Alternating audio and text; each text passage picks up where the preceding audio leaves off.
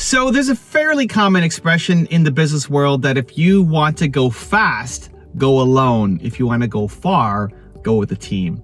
And I think it's really important because entrepreneurs struggle with building teams. I struggled so much with building a team at the beginning, and it's easy to want to quit on it. It's easy to, when that first person you hire doesn't work out, right? That they don't work out. We put so much energy, effort. I'm finally going to hire somebody and then they don't work out. It's very easy to then retreat, to then go back inside our cave and say, that's it, I'm just going to do it myself. Because when I do it myself, at least it gets done, right? That cannot be your mindset if you want to go build something big.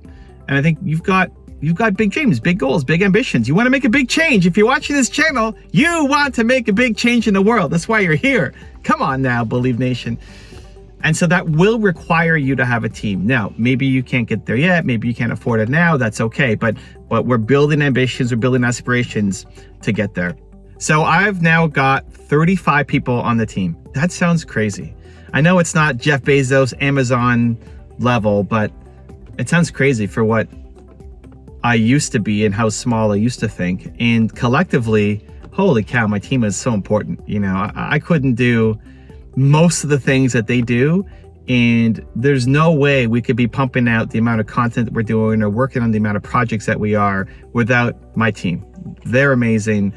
I might be the face for what happens, but they're doing a lot of the work, editing this video, researching this video, putting together the clip so that all I have to do is get in my car, go to my Evernote and find all the files and just start recording.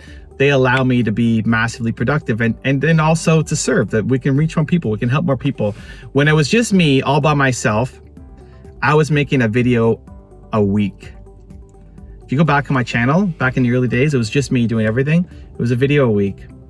And then the first person I hired was a part-time editor, and that let me go to a video a day. And then as I continued hiring more people and building out the team, we could make more content and produce more videos and build up the website and create programs like Movement Makers and create books, and all the stuff that ends up being what I'm doing now is because of the team of 35 amazing humans.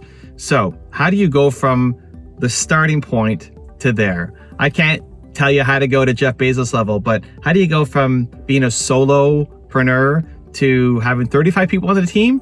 I can help you with that, and let's dive in and give some tactical solutions. So first is the awareness that you need to have a team. The mindset that your business is worth it, your vision is worth it, that you can develop the skills to get good at managing. A lot of people feel like, I'm not good at managing people, I suck at managing people. You can't get good. All it takes is caring, and you care. You have to bring on people who, you know, fit the mold of the type of people that you want to work with, but you can be a great manager because it's just about caring.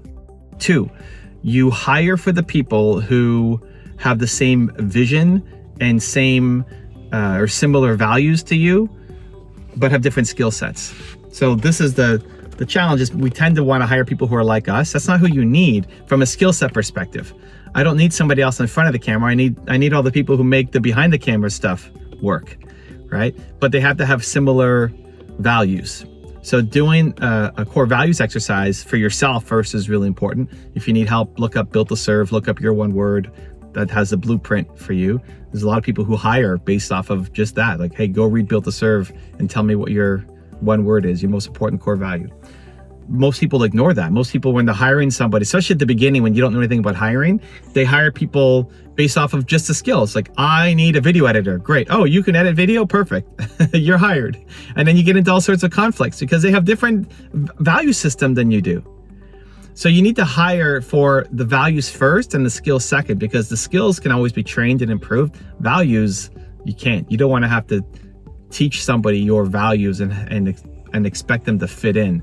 You want to find people who fit in already and have the skill sets ideally, and not you teach them the skill sets. 3, I would start by hiring somebody part-time, just to get you used to the fact of managing somebody. Because when you hire somebody full-time at the beginning, here's what happens. You expect that person to solve all your problems, right? Like, I'm gonna hire this person, they're gonna do all this stuff for me.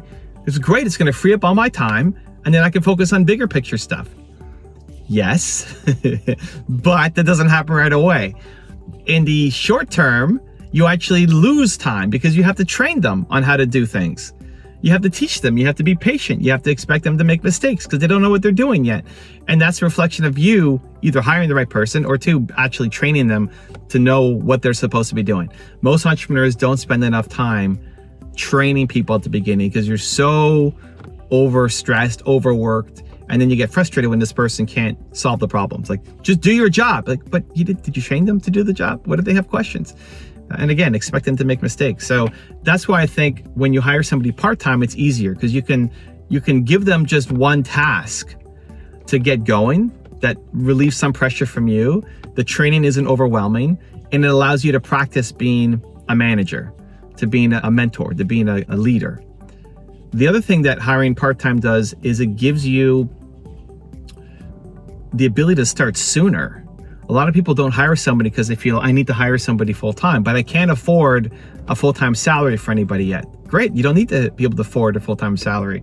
You can hire somebody part-time, and maybe that allows you to start right now, or maybe that allows you to start in 3 months instead of 2 years, right? So it allows you to start sooner, and it allows you to start developing the skills in a low-risk, easy way. So I'm a big fan of starting small and hiring part-time. The first person I hired was for 1 hour a day back in like my original business, my software company, 1 hour per day. And that freed up ultimately an hour and a half of my time because he was better at the task than I was, so he could do it faster. And that's how I started getting my managerial leadership, mentorship chops down.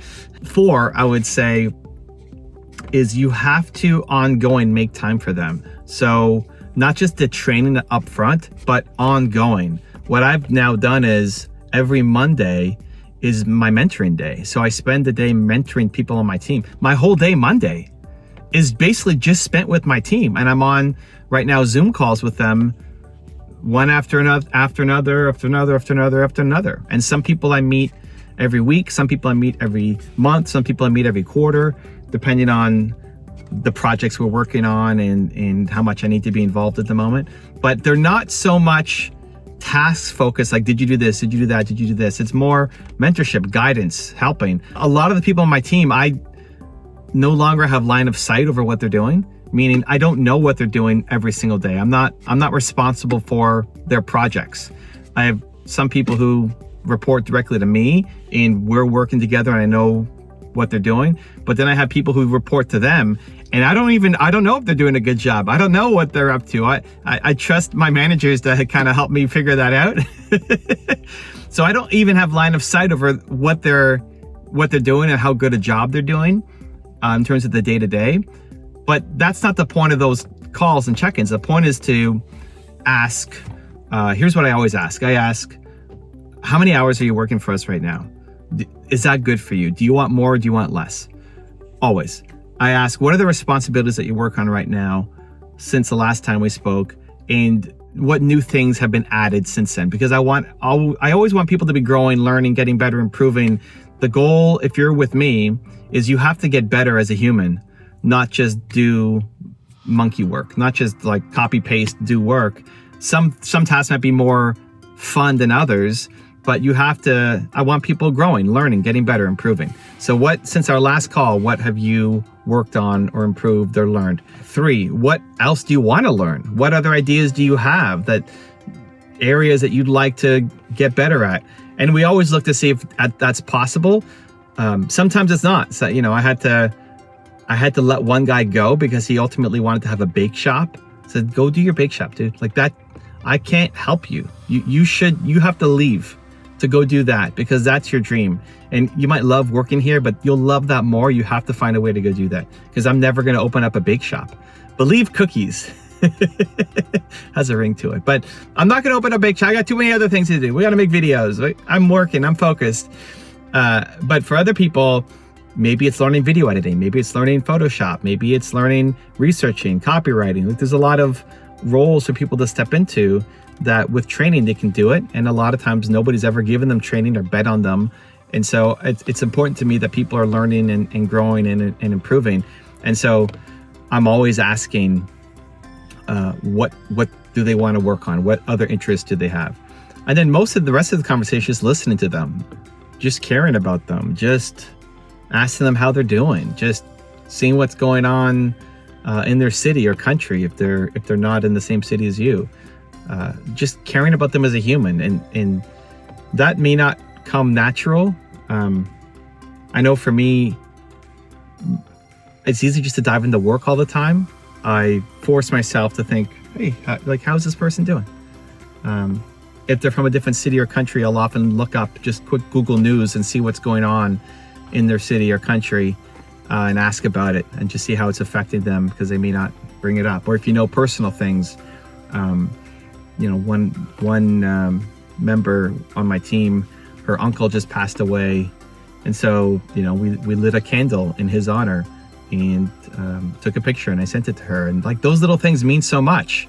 I've never met her uncle, but he was obviously very close to her, and I can't do anything meaningful to help, but just having that person in our thoughts and lighting the candle means a lot. So it's getting to know them as people instead of just workers or monkeys or pieces of a machine.